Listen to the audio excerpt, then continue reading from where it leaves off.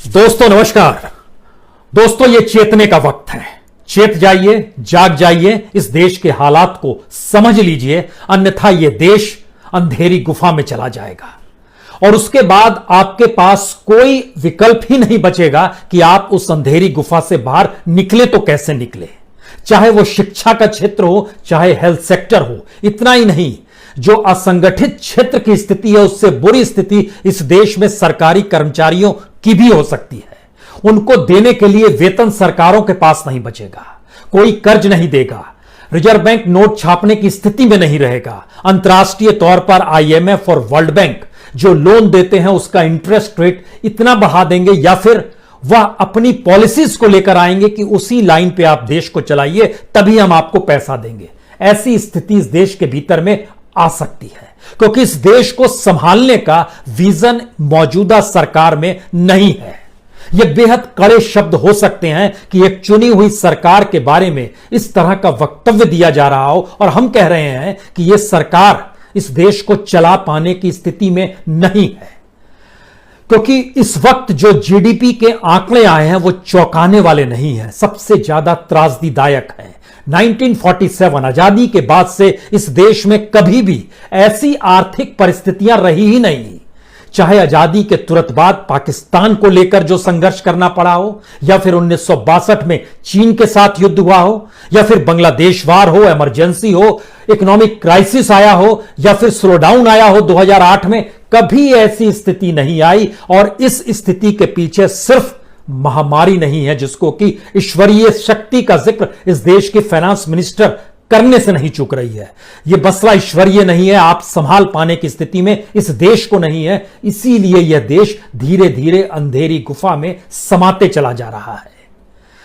चेहरे पर मुस्कान, पार्लियामेंट के भीतर उत्साह, भाषण में ताजगी और मनोरम चीजों से देश के सामने खुद को प्रस्तुत करने भर से यह देश उजियारे में नहीं आएगा।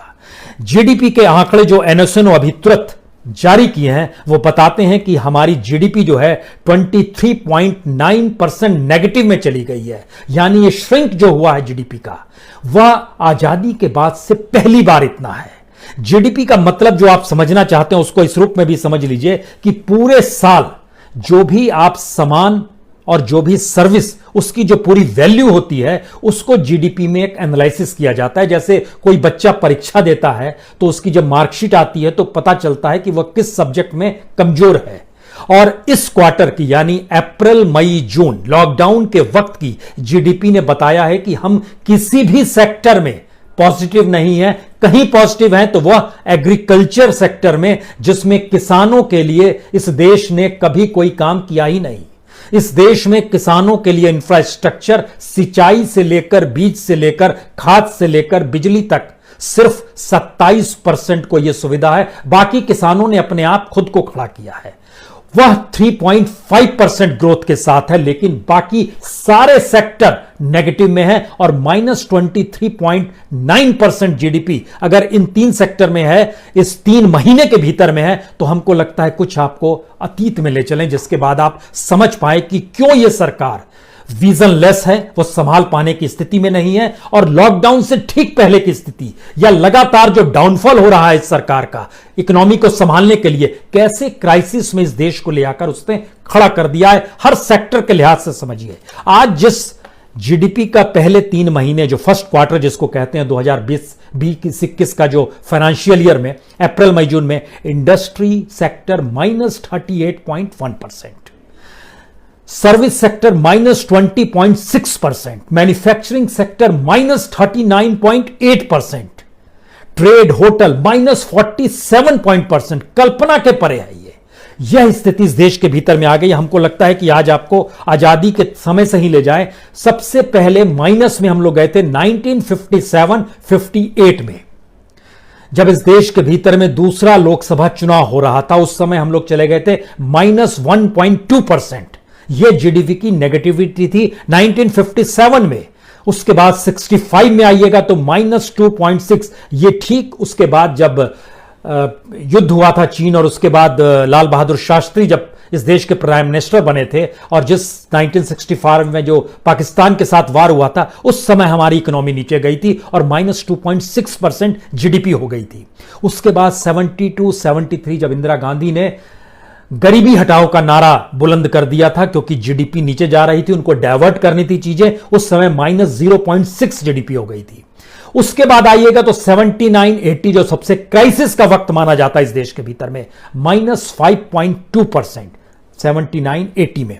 उसके बाद से कभी ऐसी स्थिति जब आई हो तो वो माइनस में नहीं आई। 1991 में जब इस देश में इकोनॉमिक रिफॉर्म हो रहा था उस समय 1.4% जीडीपी थी जो सबसे लोएस्ट थी, और उस समय भी आईएमएफ और वर्ल्ड बैंक ने जो लोन दिया था, उस समय पीवी नरसिम्हा राव थे और मनमोहन सिंह उस समय फाइनेंस मिनिस्टर थे, और उन्होंने इकोनॉमी को पटरी पर लाने के लिए जो काम शुरू किया उसके बाद से कभी नेगेटिव में हम लोग नहीं आए।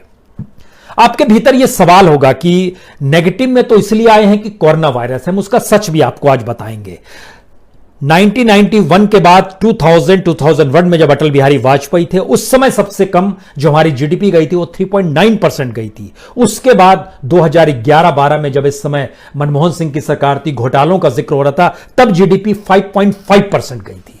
उसके बाद जब प्रधानमंत्री मोदी बन गए और इकोनॉमी को उन्होंने बोलना शुरू किया कि हम शानदार इकोनॉमी के साथ खड़े हैं और हम हार्ड नहीं हार्डवर्क को जोड़ देते हैं, तो उसके बाद की स्थिति क्या होती चली गई। हमको लगता है कि सबसे बेसिक पॉइंट समझिए, 2018 के फर्स्ट क्वार्टर में 8.2% जीडीपी थी जो मैक्सिमम थी, लेकिन उसके बाद से घटनी शुरू हुई।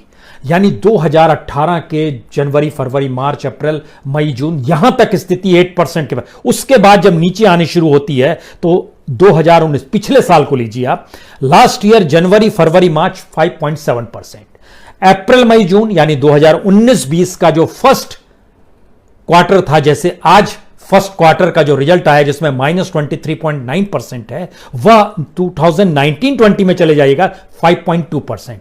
उसके बाद जुलाई, अगस्त, सितंबर 4.4%, अक्टूबर, नवंबर, दिसंबर 4.1%, जनवरी, फरवरी, मार्च जो इस साल का था वह 3.3%।